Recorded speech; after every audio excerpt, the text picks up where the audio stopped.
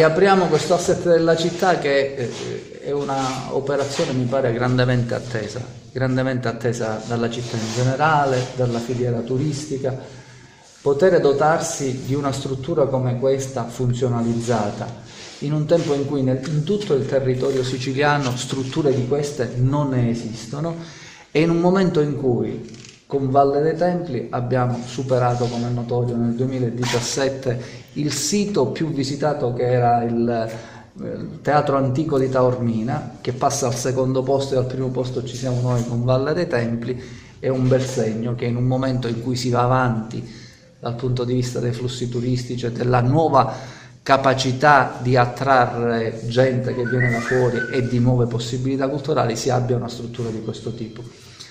Ho io il ricordo di 2 anni e mezzo fa, proprio qui in questa stanza c'era una scrivania. Quando salì, le cose che per prima diceste voi giornalisti erano: ma quando si apre la piscina comunale, quando però pensa di riaprire il Palacongressi, visto che sta arrivando oggi?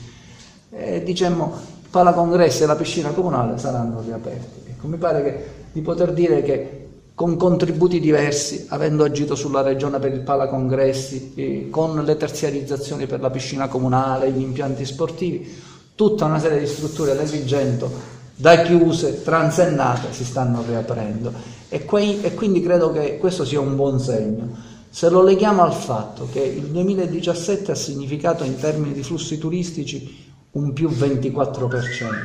che è un dato straordinario, che non ha pari in Sicilia,